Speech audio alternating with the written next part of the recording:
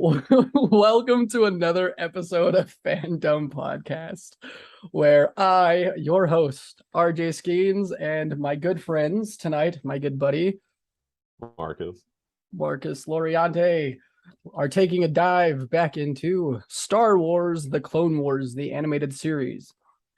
And I'm going to say it every time. We're watching it in chronological order because that's what we're doing here. We're making that story make sense instead of jumping around. But we're also cutting out the and we're also cutting out the what some would call filler episodes, just stuff that's not pivotal to the main story and stuff like that. So I think we're cutting out like 30, 40 some odd episodes. But today we're on, I think, our 5th episode of this. I believe so. Yes. No, episode number 6. Really? Yeah. Wow. Okay. Wow. Well, I guess it is 5 because the first episode in the animated film, we did 1 episode. So it's number 5 technically. But this episode is season 1, episode 11, Dooku Captured. Nice. Yeah. Some good foreshadowing. Some good foreshadowing, right? And are you ready? Yeah, I'm definitely ready. Rock and roll. I personally really like this episode. It's just it's funny. It's funny, it's fun, and it's just all around entertaining in my opinion. Nice. Look forward to it. So far, this has been a pretty entertaining series. Glad you're enjoying it. The winding path to peace. I'm not gonna say it because it already is gone. I was drinking water. Sorry. All good.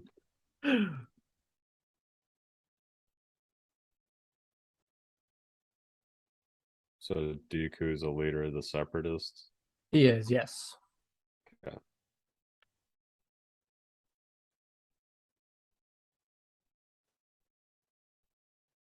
What's the Separatist goal in this?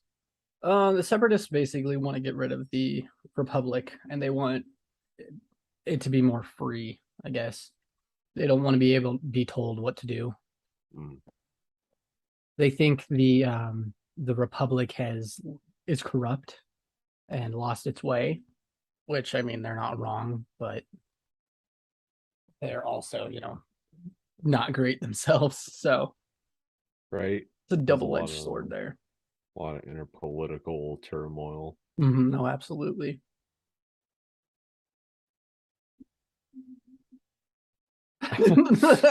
Shuts door in face. Dang, they thought they were free. Anakin looked at him for like a good 5 seconds and he's like, yeah, I got the jump.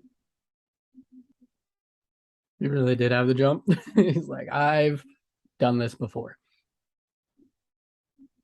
Some good old foreshadowing.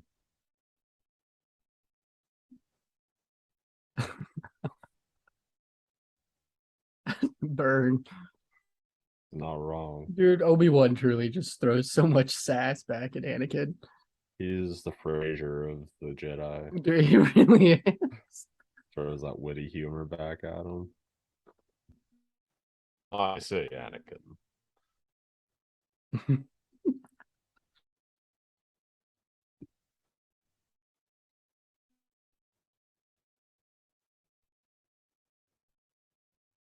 I love these big intergalactic battles they have on massive scales. Me too. They're some of my favorite.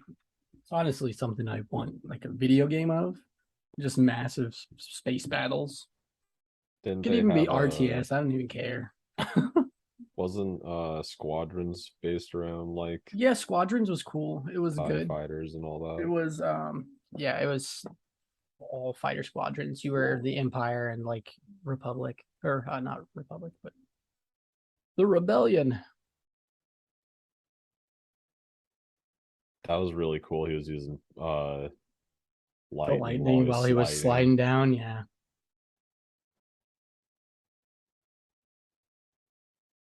Cast basically just a shroud. Can't Obi-Wan just like use the Force to stop his shit? You can. It takes an immense amount of effort and power to do that, and it's He has other options Yeah, other than it's not expending like, all the stamina. yeah, it's not necessarily going to be his best choice because of all the droids around and things like that too.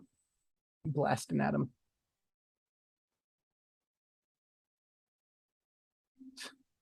Anakin always getting by the skin of his teeth. Lives life on the edge, For real but he though. is one of the best pilots in the universe. He really is. Even though you see him crash more than anybody else, he crashes and no one dies. So that's a And he's like successful Howard landing. Hughes. If you can walk away from it, it's a successful landing.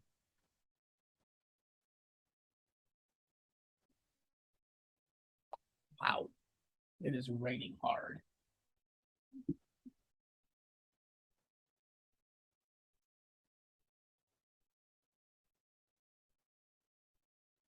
That ship is so ugly. It is. And I don't have the model of ship it is. I'm sorry, guys. It is a shuttle. It's a separatist shuttle. Some variety. Definitely made by Fiat. It's a Fiat, yeah.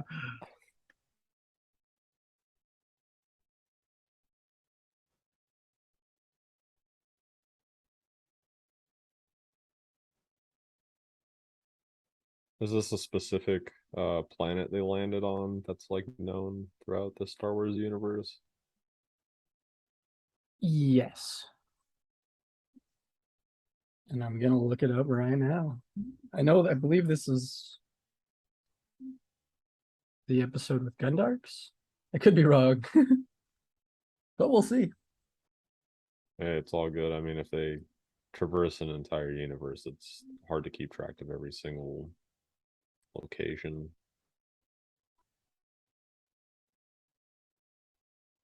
Oh, those are cool gems. Right? Oh my.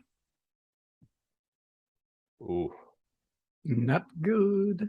man, that lightsaber has literally touched so many major people in this galaxy. Dude, he has lost his lightsaber and gotten it back again so many times. It's like Tangeronia's sword. Dude, for real. Imagine if they had like a swordsmith for lightsabers coming up. He's just like, now listen, this is the 10th one this month. No, it's Anakin. Honestly, I like there's this fun theory around. You'll see the episode here in a little while. It's called The Gathering, I believe. Mm, And when you're a youngling, you have to go gather your kyber crystal. And it's like the force speaks to you and you've got to go through these like trials to get it.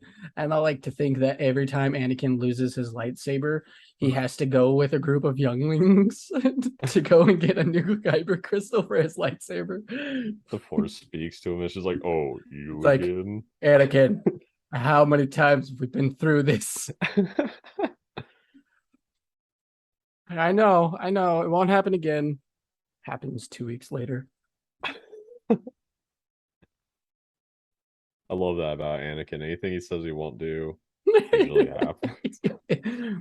For real.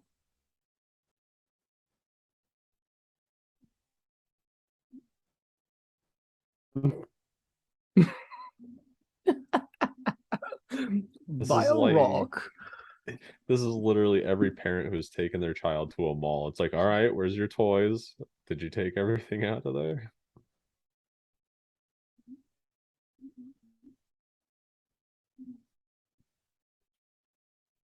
Throws the So rock and lightsaber hilt.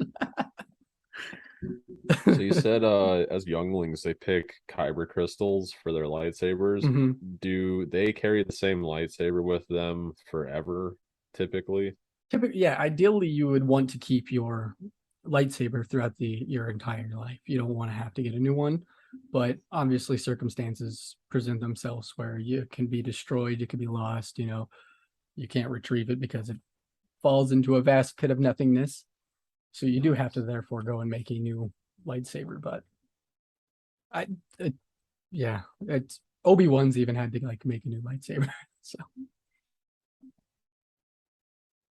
And then General Grievous is just out there collecting Just kyber collecting. crystals. He's just stealing people's lightsabers. Every lightsaber that Grievous has in his collection is from a Jedi Knight or Padawan, maybe even Master, that he killed, slaying. that he slayed. Wow. Yeah, he will not take a lightsaber that he just found on the ground. It has no value to him because it's not a trophy. He's like, I didn't do anything to earn this. He must have some big grudge against Jedi or someone in the political spectrum. He really just likes to be the most powerful. He wants to be the most powerful general there is. He doesn't give a crap about anything, honestly. He just wants to kill stuff. Hey, that's why he's a badass antagonist. Sometimes they don't need a backstory or an explanation. They just are who they are. For real. Go again. Obi-Wan's just He's just come like, on. Is this the part that needs fixed? Come on. Let's clean the dust out of it. taking a sweet time. Here's all. He's like, yeah, you got this handled. You got it, Anakin? I'm over here. Just wait. You got the Gundark? Okay. All right. That didn't do it. Let me help you with the Force real quick. It's like, I just lifted at least 10 tons worth of boulders to fight this thing. You can at least chip it in. Like, can you please help me now, Master? Like, no wonder his beard is always so well groomed. He never has to get into any like action or fight. He always looks like well manicured. Right? He's never just over here like Obi-Wan's just out. always just No, he has some pretty awesome fights, but he's very smart. He's not going to fight unless he needs to. He's usually going to be the person who's going to try and talk himself out of a fight, like talk out of the situation so it doesn't escalate to a fight because he's like, I don't need to do that. Good old Naruto way of doing things. This pirate right here is awesome. Honestly, one of my favorite characters, like pirate characters. Is this like an entire planet of pirates? Mm-hmm. This is right there. Cool. This pirate, the boss is Hondo Onaka. Hondo Onaka. Mm-hmm. And he basically, this entire planet's like his base.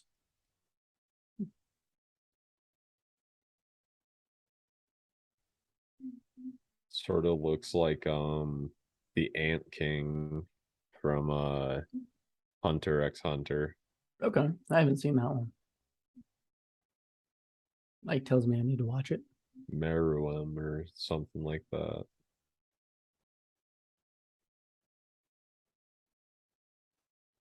Hey, I was right. Gundarks. What's up?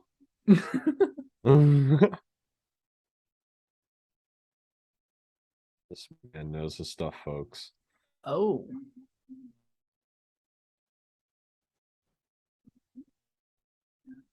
That's not good at all. I love how he's like just gas. It's like, yeah, usually if it's coming out of the ground, it's not that good. It's usually not good for you, buddy. Let's get out of here. Proceeds to move a couple of rocks from giant wall of rocks. Someone needs to make a meme with Caustic just like coming in. It's like another falls victim to the prey. Breathe it in. Yes. Breathe it in. Yeah, Sok coming for the save. She has saved them so many times already. Dude, for real.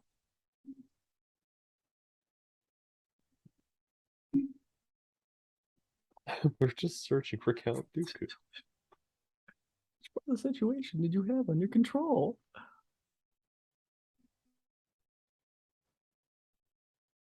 Gundark.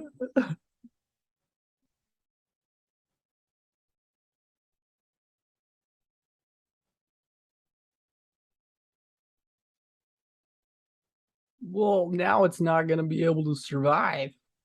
You done just killed the Gundark. I would have done the same thing. Get away from the Gundark.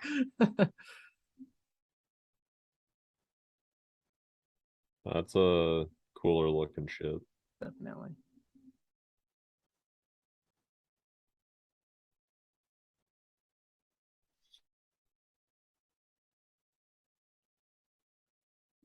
He's like, I don't want your Republic credits. Give me the spice.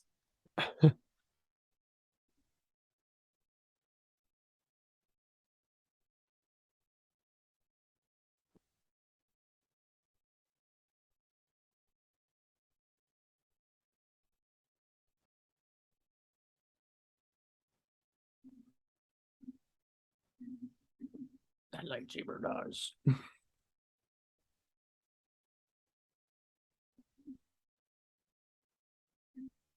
Palpatine right now is like, oh my god, how did Dooku let a pirate capture him? How am I going to fix this? Dooku is the problem child for him. He's just like, I should have fired this guy 10 years ago. Like, I have Dooku is my top man. Dooku? How did he get captured by Hondo Onaka?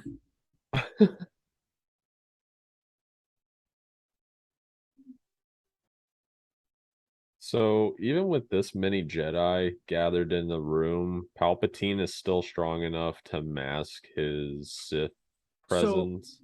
yeah, so as all of this is happening, basically, like, because of the dark side presence that started, like, well before, honestly, the events of I'm gonna say probably before the events of the Phantom Menace.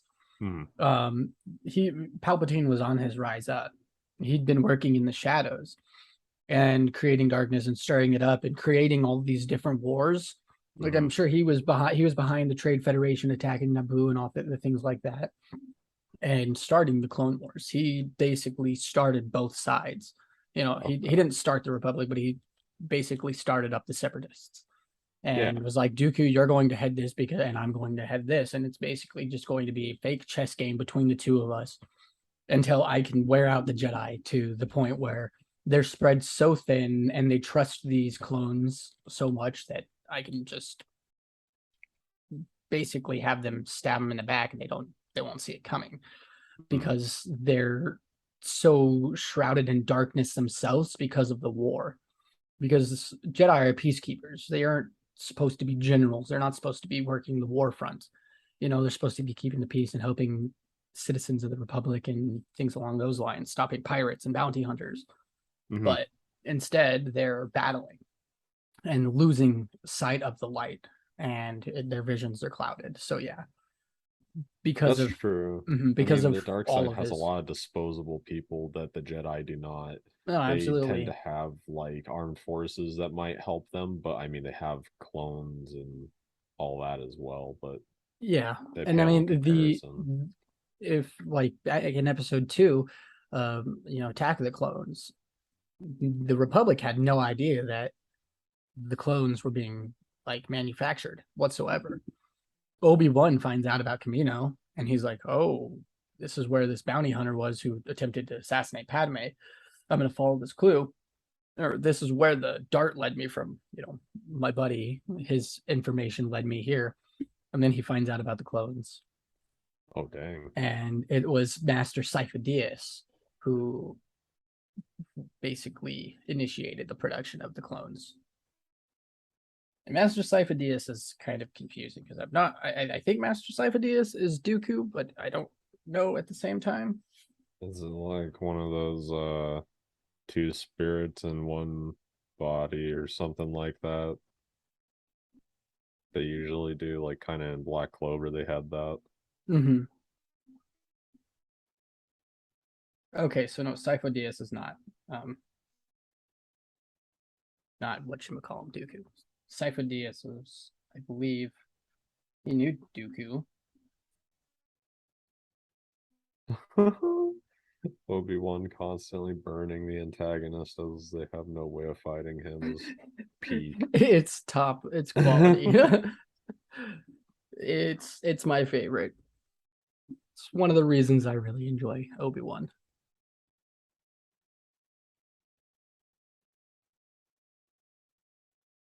Oh dang, that pirate just Deck that decked Jawa. that. Yeah, is that what they're called? Hmm.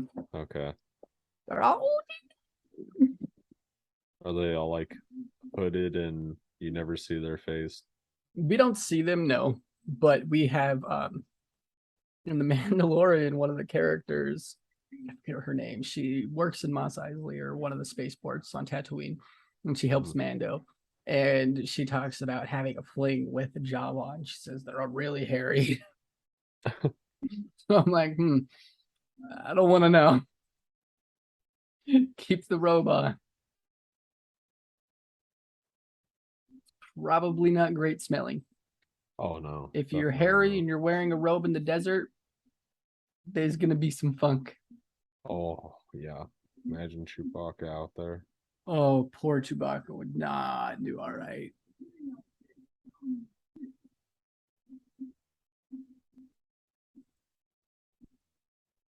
Oh man. Always check your drinks.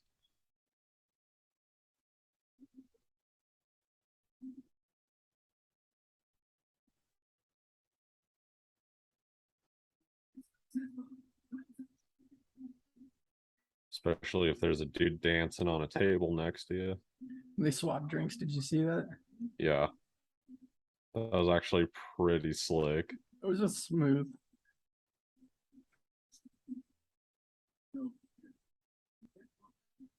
That dude next to him was about to be like fainted.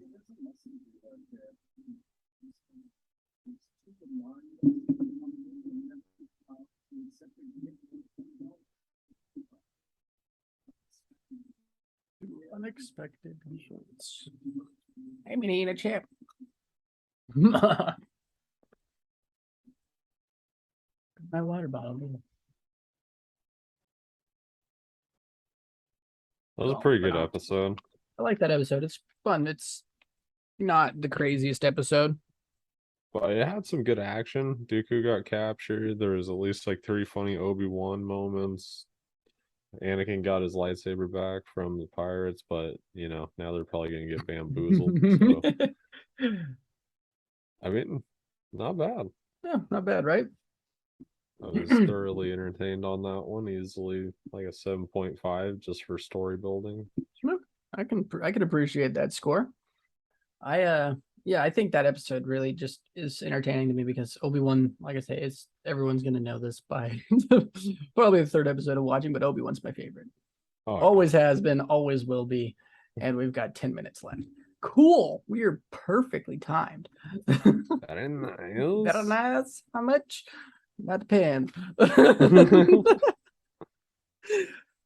Yeah, it's Obi-Wan's funny. He's got some snarky remark to always just say at the bat at even Anakin or just anyone in general. He makes me laugh.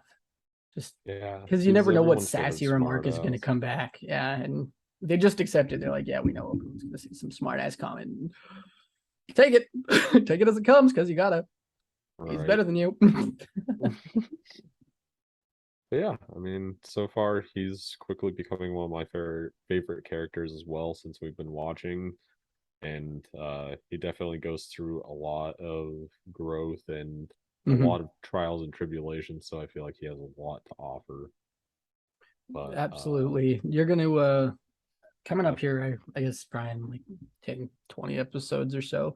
We'll you'll get to see some even more really cool Obi-Wan stuff dealing with even more like tribulations and just inner turmoil and just making hard decisions. It's really good. right on. Yeah. Look forward to it. So thank you guys for tuning into this episode of Fandom Podcast. We watched season 1, episode 11, Dooku Captured. That was the 5th episode in our series, 6th episode if you're watching in chronological order from the film. Remember, if you want to check us out on social media, we're at the Fandom Pod, and that's on Instagram, Facebook, Twitter, YouTube. And don't forget to hit the like button and subscribe. Drop a comment for something you want us to watch too. We're always open to suggestions. If you want to check me out on the social media, it's at RJ_Skeens. Mr. Marcus. If you want to check me out, it's at Strafe Surge on all platforms: Twitch, Twitter, YouTube, Instagram, pretty much everything. Heck yeah. And don't forget, check out Pat's podcast too, Skeptical Eye for Paranormal Guys. It is Very awesome. interesting interviews. Absolutely. Thank you guys for tuning in. We'll catch you next week.